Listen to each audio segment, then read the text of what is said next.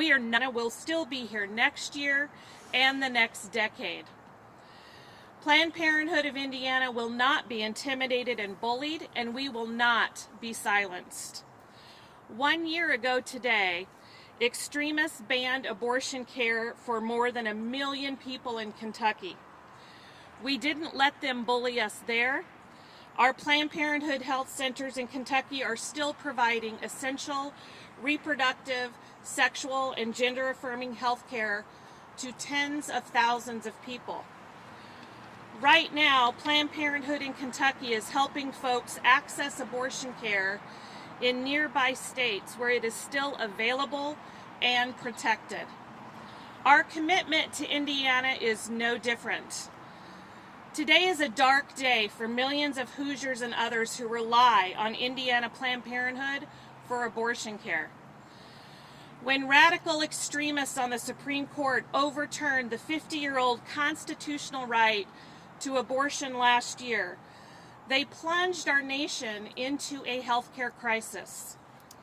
Until today, Indiana was the region's pivotal state for preserving abortion access for people in the region.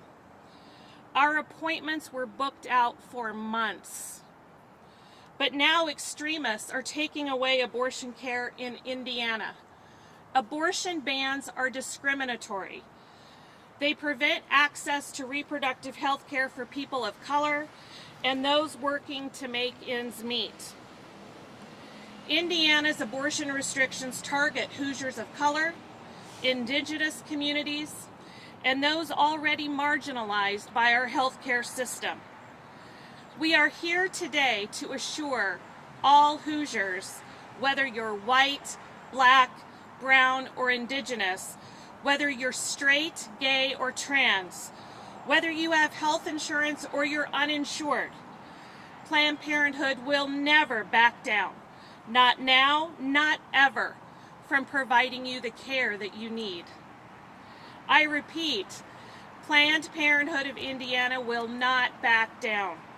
We will be courageous in the courts and courageous in the clinics. Planned Parenthood will not be silenced. We will turn up the volume, making sure everyone has access to medically accurate information about how to get abortion care in other states.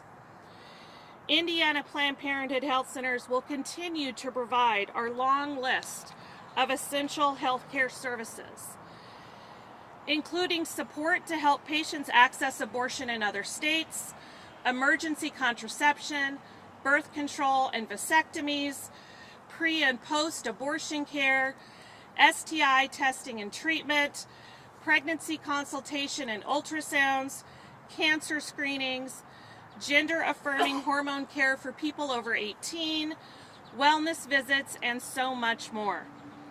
Our patient navigator team will help guide patients through the process of getting abortion care out of state, connecting with abortion funds, and providing follow-up care when they get back home. I repeat, no matter what extremists try to do in the political corridors and courtrooms of Indiana, Planned Parenthood will keep providing Hoosiers with birth control, vasectomies, STI prevention and treatment, gender-affirming care for adults, and referrals to abortion care in other states where it is protected. Our patients are our North Star. The people we provide care for are the people that we keep in our heads with every decision that we make. Every person in every circumstance deserves access to health care when and where they need it. No matter what extremists are doing to attack your rights and your choices about your own bodies, Planned Parenthood will be here for you now more than ever. Planned Parenthood healthcare centers in Indiana are here with open doors today and will be here tomorrow and every single day after that. With that, I'd like to introduce Dr. Katie McHugh.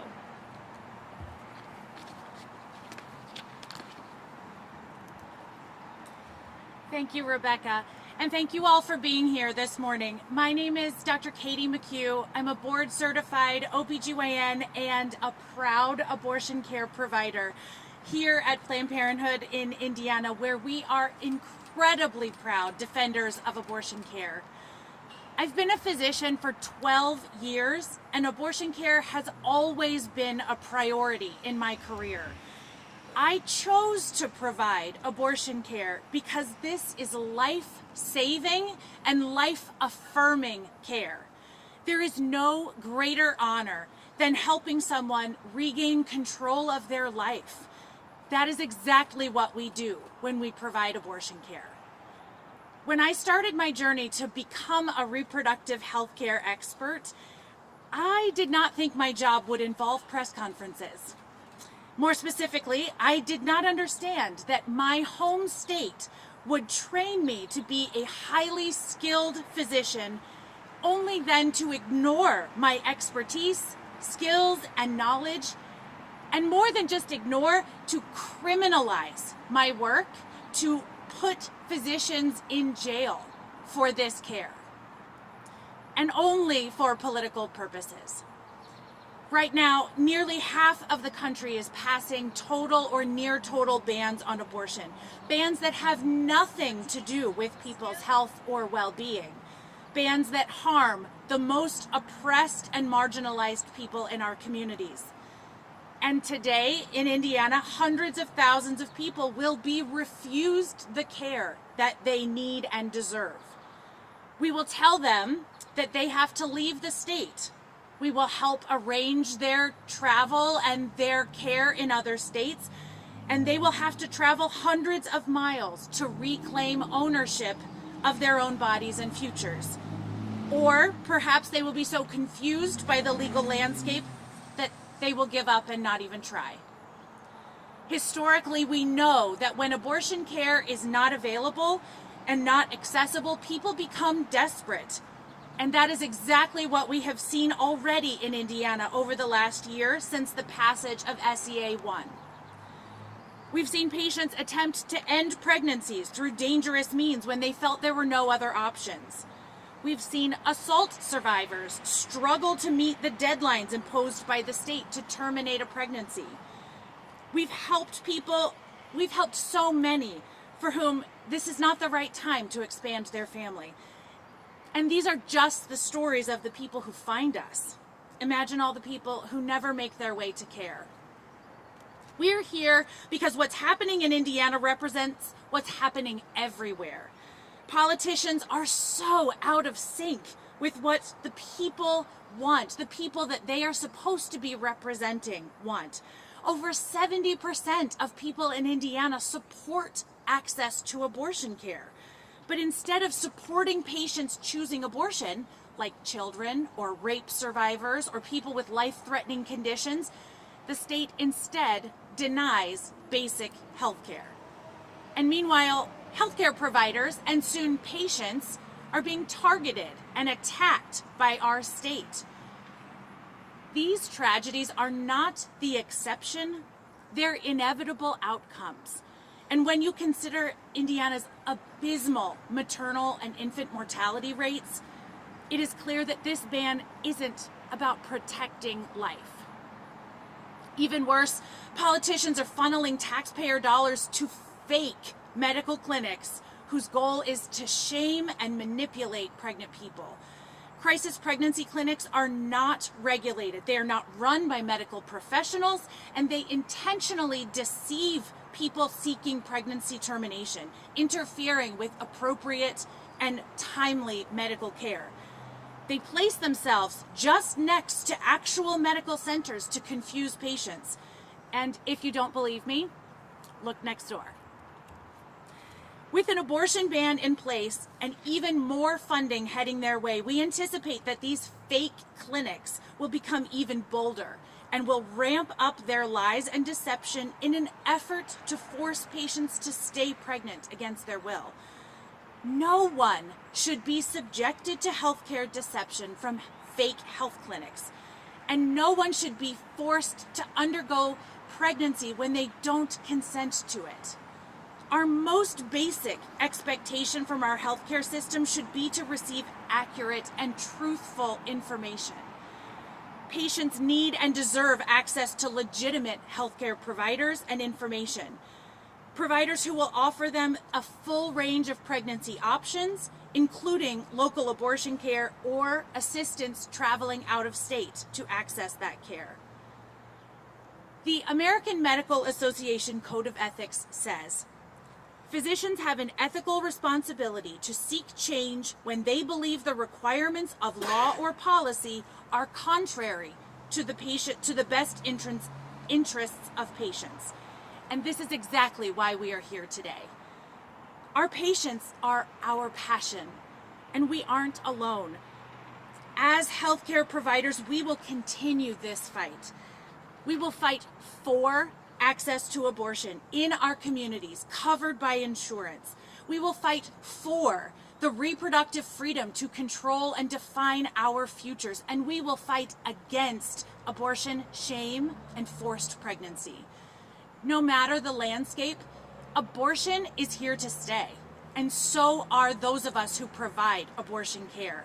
We are here to help the people in Indiana access the health care that they need.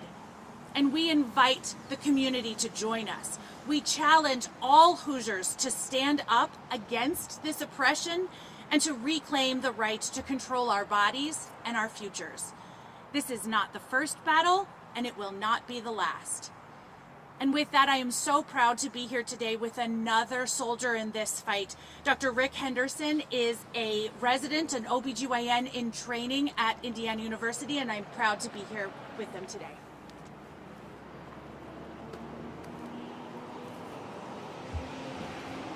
Hi everyone, can you hear me okay? Oh, a little bit closer, okay. Hi, I'm Dr. Rick Henderson. I'm a second year OBGYN resident at at Indiana University, and thank you for letting me be here today to talk about this. Before I start, just want to say that I'm here on behalf of myself, and these viewpoints are my own and not representative of my employer. Before starting residency, people told me I would be tired, and I couldn't even imagine how tired I would be as an OBGYN intern. I heard about how I would spend weekends at the hospital, how I'd arrive home late for dinner, and they were right. I am tired. I do spend a lot of my weekends at the hospital, and I often arrive home late for dinner. But what they didn't talk about was how much I was going to love it, and I do love it. I love practicing alongside my co-residents. I love learning from my mentors who are leaders in their field, and I love, most of all, caring for my patients. I've come to realize that participating in a patient's healthcare, helping them reach their goals, is a sacred act of trust between me and my patient. That promise that I make to them is to put my patient's well-being as my top priority. It's a commitment to put the long hours aside and to wholly focus on the person that I'm caring for at that moment, ignoring all outside influence. Unfortunately, the Indiana state legislation has found its way into my exam room by means of SEA 1. This legislation directly affects and prevents me from being able to provide the safe, evidence-based healthcare that my patients need. I fear that SEA 1 is going to deter young physicians from staying in Indiana, where the care is often needed the most. This is not only a factor for OBGYN residents, but medical trainees of all specialties. Young physicians in Indiana have to grapple with the decision of protecting themselves, their families, and their careers versus providing safe care for our patients. We see the attacks on our mentors. We have to seriously consider if we will accept similar risk going forward in our career. This decision looms on us over and throughout our residency, and at the end of our training, some of us will stay and others will leave for less restrictive abortion laws in different states. For those who make the decision to leave, the decision is not reflective on how much we care for our fellow Hoosiers. It's the direct result of the state legislation introducing fear into our medical practices. The immediate and lasting effects of this legislation cannot be understated. Not only will this legislation affect those who are seeking safe abortion care in Indiana, but it will affect generations of Hoosiers who will be impacted by physician shortages. In closing, we are eternally grateful for those who have come before us and those who are staying in face of such persecution. Their strength is what gives us hope that someday future resident physicians won't have to struggle with similar decisions. Thank you.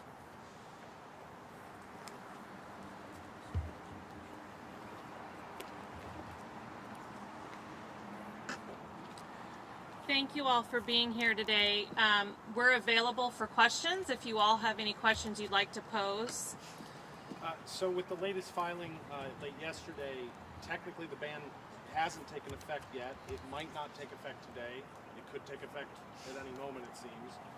What do you say to patients right now who show up at your doors saying, can I still access care right now? Yeah, I want to be clear. The filing that we submitted yesterday is to ask the Supreme Court for an injunction while we still litigate this case in the courts. It does not impact our ability to provide abortion care. The law prevents abortions from being provided in clinics. What we're trying to continue to litigate in the court is clarification on really confusing exemptions that are really there in name only, so that we can understand and providers and patients understand how, where, and when they can legally access abortion care in the state of Indiana. Right, just to follow up on that. So that's the injunction you're now asking for, which wouldn't affect your ability to provide abortion, because as you pointed out, the law says basically bans abortion clinics. But the previous injunction, which, as far as I'm aware, extended to the part of the law about abortion clinics, is now still in place because the ruling from June hasn't been certified because we're waiting on the court to act. So I guess I'll say again, is there any chance of abortion clinics still being able to provide abortion care right now? You know, as of today, abortion services have stopped in the state of Indiana. You know, it's really difficult. As I said earlier, patients are our North Star, and we center them in every decision that we make. And it's not patient-centered care to try to have patients navigate through this chaos and turbulence at the whims of extreme lawmakers. So you've ceased providing abortion care As of today, yes. Are there you see anything happening with the court battle that you might be able to resume, or is it with it taking effect that the abortion clinic license is being revoked? Is that not likely to be able to overcome? Yeah, I think, I want to be really clear that abortion is banned in the state of Indiana. All we are asking the court to do is to provide further clarification on the supposed health exemptions and where abortions can be provided in those instances.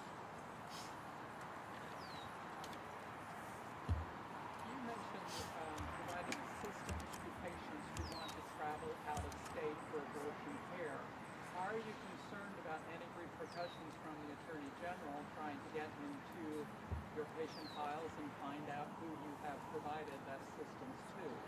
Absolutely not. What you're referencing is, Todd Rokita and 18 other attorneys generals signed on to a letter insisting that they should have rights to private patient medical data. And what I want to make crystal clear is under no circumstances will we turn over any kind of patient data. Your records, your medical information is private and protected and confidential, and it will remain that way. Will you continue the fight with the current lawsuit, since while the injunction may be lifted, you still have the lawsuit going on in Monroe County? Do you intend to continue pushing that lawsuit? We will fight every lawsuit and every ban as far as we can take it in the state of Indiana. Patients deserve access to vital reproductive health care in their home state. It is unconscionable to think that patients have to leave their community, their home, their state to access basic health care. So yes, we will continue to fight as far as we can fight every battle that needs to be fought on this front in the state of Indiana. This, Was yesterday the last time that you were providing abortions? Did you actually provide abortions yesterday to pregnant people? And what did you tell them today? Yeah, our schedules have been packed for the last full month. You know, as I said earlier, Indiana has been a beacon of hope for many patients in this region who've been traveling to Indiana for abortion care. What we are doing now and what we have been initiating all across the country is we've created patient navigation teams, and their sole purpose is to help patients access safe and legal pathways to abortion outside of the state of Indiana now. We have been doing this in Kentucky for a year. So we are not turning our backs on Hoosiers and their need to access abortion care in the same way far-right extreme politicians have. We have a question from Zoom. It's with Dean Dodson with WLPR. I think this can be for you, Rebecca, or Dr. McHugh. You addressed infant mortality rates in Indiana. Are there concerns about maternal mortality rates increasing with this year total ban? Listen, maternal mortality rates in Indiana have been increasing. They have increased by 58% in the last 3 years. What extreme lawmakers in the state of Indiana are telling us and telling all of you, they don't care. And absolutely those maternal mortality rates will increase when people are forced to carry pregnancies that they don't want, or their health or life is at risk. this is a question maybe for Dr. McHugh. In terms of that impact, we know the numbers of the maternal mortality rates. There's the University of Colorado study that says 13% increase in maternal mortality, 39% for black women, black pregnant people. On a more, I guess, immediate personal level, how will Hoosiers notice in the immediate term the impact of this ban? What we know is that access to abortion care is required for all people in a community. It is not just about pregnant people that are so impacted by abortion bans. And the way that that manifests is that the entire community's health suffers. When people who are pregnant cannot function, cannot work, they are busy taking care of families that they did not have the control to expand when they were ready. The entire family structure suffers, and all members of the community are impacted by that ban and by that oppression. So when we see, when we're looking at the data around maternal mortality, that is the worst possible outcome, but that is not the only outcome. There are so many other terrible and life-altering moments and things that happen because of abortion bans, and that is where we will first see the impact. And as we study the trends over time, that's when we will be able to trend the maternal mortality numbers. And though we are third in the nation right now for maternal mortality, I fear that we will be in a race to the top with the other states that are banning abortion access. You guys talked about, several of you talked about some of your colleagues and other physicians discussing leaving to go practice in other states. Can you guys speak to the magnitude of how many of your colleagues are talking about going to do abortions in other states, or talking about maybe moving their care to a different state? Speak about the influx maybe that you're seeing. Absolutely. So I personally am licensed in 3 different states. All of those states I have licenses in because of the need to be able to be mobile and to be able to leave this state if it becomes unsafe. That being said, I choose to stay here in Indiana because this is where there is so much work to do. This is where people are the most affected and the most vulnerable to the attacks by our state. So while we as physicians and as healthcare providers are being targeted and attacked, we also are here for the fight. It is complicated. I have children, I have a partner, I have a mortgage that I'm responsible to and for, and I'm responsible to their safety as well. So when we look at the increase in attacks and harassment of abortion care providers over the last 10 years and how much that has increased, it is scary to decide to stay. And it is an ongoing conversation. And yet this is the work. This is what we are called to do, and it is nothing less than a calling for us to be here and to be a part of the solution to this state-created problem. You guys talked about Indiana being a beacon for other states to come here to get abortions when other states have banned abortion. Can you speak to how big of an influx you guys have seen in Planned Parenthood from out-of-state abortions? Yeah, we, over the past year, we've seen an increase of over 25% in patients traveling into the state of Indiana for abortion care. Dr. Anderson, a question similar to the one that was just asked to Dr. McHugh. You're in a slightly different position, that you're younger, you're coming out of your residency. How are you feeling about practicing in the state of Indiana? Quite frankly, do you feel safe practicing in the state of Indiana for the foreseeable future? I mean, I think I'm very lucky to be in a position right now to be in the program that I'm in. I feel very protected, very supported by my program. Very thankful for the mentors that I have. Unfortunately, seeing what has gone on in the past year since I've started my residency does make me hesitant. And so deciding where to practice, deciding what I'm going to do for the rest of my life, I've got a couple more years to figure that out, but it's most definitely a consideration for me and my family. In light of the Medical Licensing Board turning in its final report on Dr. Bernard, what does that have you thinking? Is Planned Parenthood putting in any additional protections to its physicians? Is its medical staff worried that it could find itself in the same position? Dr. Bernard is absolutely a hero for the care that she provided to that 10-year-old child. Having Todd Rokita take advantage of that and try to politicize it for his own gain was despicable. We will continue to support Dr. Bernard as we always have. And if the AG decides he wants to do something else and come after any other physicians that work with Planned Parenthood, he will be met with the full force and weight of our legal team and our support behind our providers. What will be the impact of excluding outpatient clinics from being able to provide abortions, even in those very limited instances that the law allows? With this near total abortion ban, more than 90% of abortions in Indiana will be much more difficult to obtain because they were provided in an outpatient setting. And because of decades of literature, medical literature, we know that that is, in many cases, the safest and most cost-effective way and place to provide abortion care, especially in the first trimester, which is what we have been providing in Indiana.